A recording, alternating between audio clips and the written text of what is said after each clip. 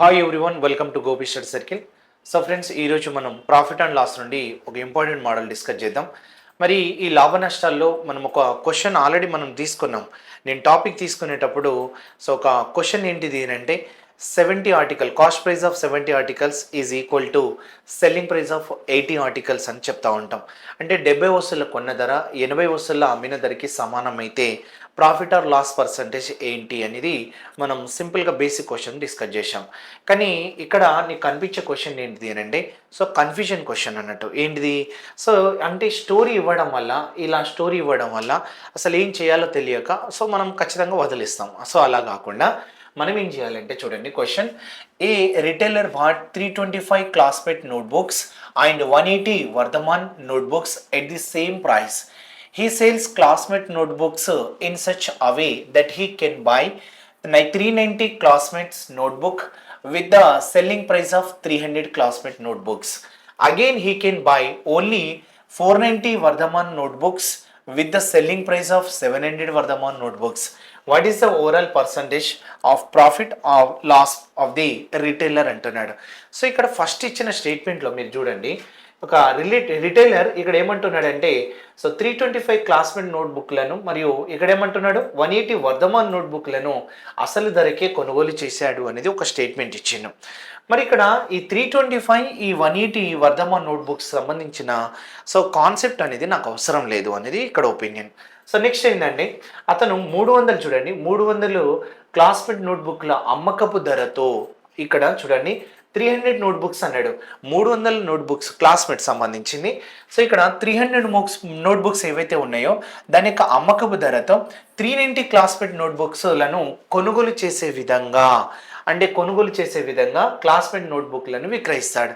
అంటే ఇక్కడ cost price అంటే కొనుగోలు చేసిన అన్నాడు, కాస్ట్ ప్రైస్ సంబంధించి 390, అమ్మిన ధర అన్నాడు కాబట్టి 300 అనేది అంటే 300 అమ్మిన ధర ఏదైతే క్లాస్మేట్ నోట్స్ బుక్స్ ఉన్నాయో అది 390 ఇక్కడ కాస్ట్ ప్రైస్కి సమానం అన్నట్టు. అందుకోసం మనం ఏం చేస్తామంటే చూడండి, ఇక్కడ కాస్ట్ ప్రైస్ దేనికి ఈక్వల్ అన్నట్టు 390. 390 నోట్బుక్స్ సంబంధించింది అంటే ఎంతకి సమానం? 300 నోట్బుక్స్ సంబంధించిన అమ్మిన ధరకి సమానం అన్నట్టు. అందుకోసం ఇవి రెండు సమానం అయితే అప్పుడు cost price by selling price తీసుకున్నారనుకోండి, అప్పుడు ఈ క్వశ్చన్ ఏం రాసుకోవచ్చు అంటే అలాగే 300 బై ఏం రాసుకోవచ్చు అంటే 390 రాసుకోవచ్చు. మరి కాస్ట్ ప్రైస్ ఎంత అంటే 300, సెల్లింగ్ ప్రైస్ ఎంత అంటే 390. అంటే క్లాస్మేట్ నోట్స్ పరంగా మనకి ఎంత లాభం వచ్చింది అని అంటే 90, దేనిపైన అంటే 300 ఇంటూ ఎంత 100 అని తీసుకోవచ్చు. అంటే 3 ఎంతలు కట్ చేసుకోవచ్చు అని అంటే 30. అంటే 30% అనేది మనం ఏమని చెప్పొచ్చు, క్లాస్మేట్ నోట్స్ పైన ప్రాఫిట్ వచ్చిందని చెప్పొచ్చు. ఒక పాయింట్. మళ్ళీ అదేవిధంగా 700 వర్ధమాన్ నోట్బుక్స్ విక్రయ ధరతో 490 వర్ధమాన్ నోట్బుక్లను మాత్రమే కొనుగోలు చేయగలడు. కొనుగోలు చేయగలడు అని అంటే 490 అనేది కాస్ట్ ప్రైస్ సంబంధించింది, 700 అనేది సెల్లింగ్ ప్రైస్ సంబంధించింది. మరి ఇప్పుడు మనం మళ్ళీ సేమ్ కాస్ట్ ప్రైస్ ఏమి సంబంధించింది 490, అంటే 490 వర్ధమాన్ బుక్ల సంబంధించిన కొనుగోలు ధర అనేది 700 వర్ధమాన్ నోట్బుక్ల సంబంధించిన అమ్మిన ధరకి ఏమన్నాడు సమానం అన్నాడు. అప్పుడు మళ్ళీ మనం ఇక్కడ కాస్ట్ ప్రైస్ బై ఏం రాసుకోవచ్చు అని అంటే కాస్ట్ ప్రైస్ బై ఏం రాసుకోవచ్చు అంటే సెల్లింగ్ ప్రైస్. 700 బై ఏం రాసుకోవచ్చు అని అంటే 490. మరి ఇక్కడ మనం తీసుకోవాల్సింది సెల్లింగ్ ప్రైస్ అంటే ఇక్కడ 700 బై ఏం రాసుకోవచ్చు ఇలా. ఇక్కడ నష్టం వస్తుంది చూడండి, కాస్ట్ ప్రైస్ అనేది 700, సెల్లింగ్ ప్రైస్ అనేది 490 కాబట్టి ఇక్కడ లాస్ అవుతుంది. లాస్ ఎంత అంటే 210 రూపీస్. ఆ 210 రూపీస్ దేనిపైన లాస్ అంటే 700 పైన లాస్. అప్పుడు 700 తీసుకొని ఇంటూ 100 చేసుకోండి, నెంబర్ ఆఫ్ జీరో కట్ చేస్తే మనకి 30% అనేది లాస్ అవుతుంది. అంటే చూడండి, అంటే ఇక్కడ రెండు స్టేట్మెంట్ ఇచ్చేసిండం.